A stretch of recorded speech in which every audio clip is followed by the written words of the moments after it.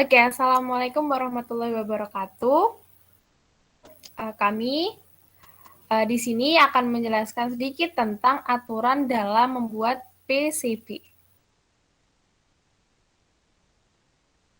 Sebelumnya akan saya perkenalkan anggota kelompok kami, yaitu ada Afada Rifki Insani, Bambang Kunanto, Muhammad Fikri Faturrahman, Lutfi Bimantara, Muhammad Andi Ridwan, dan saya sendiri, Rahmania Firdiansyah.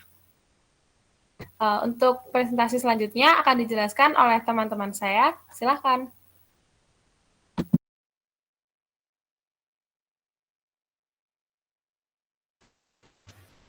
Apa itu PCB? PCB, mining, PCB, printer circuit board, atau dalam bahasa Indonesia sering disebut papan rangkaian cetak atau papan sirkuit cetak.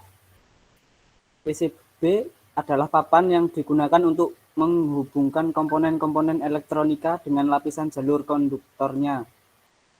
Secara struktur, PCB seperti kue lapis yang terdiri dari beberapa lapisan dan dilaminating menjadi satu kesatuan yang disebut dengan PCB.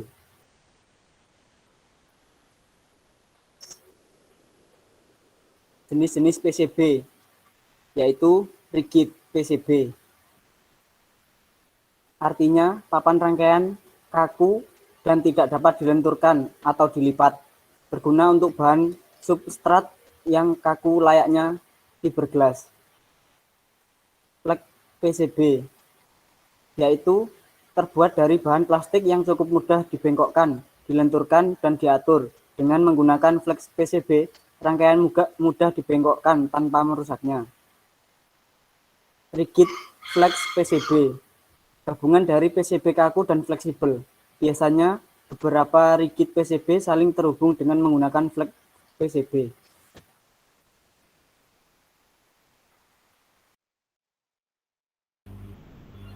Perancangan PCB menjadi bagian penting dalam proses pembuatan suatu produk elektronika.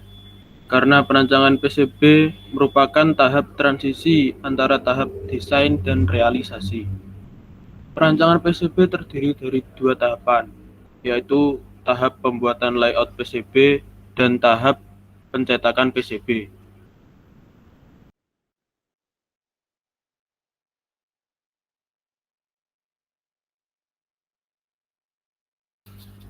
Tahapan pembuatan produk elektronika, mulai dari ide, blok diagram, skematik, PCB, assembling, uji coba, prototipe, dan akhirnya menjadi produk.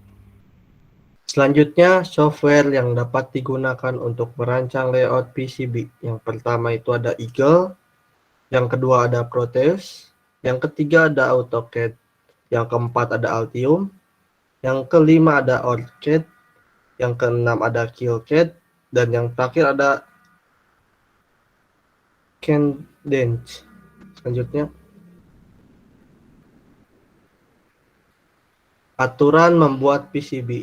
Yang pertama itu ada ukuran PCB, yang kedua ada ukuran mata donut atau pad, dan yang ketiga ada sudut atau lekukan pada jalur PCB. Yang keempat, jarak antar dua jalur dan lebar jalur. Yang kelima, kerapian dan ketelitian dari jalur layout PCB. Dan enam, mengetahui karakteristik fisik komponen elektronika dan karakteristik rangkaian. Sekian dari kelompok kami, mohon maaf bila ada kesalahan. Wabillahi taufiq wal hidayah. Wassalamualaikum warahmatullahi wabarakatuh.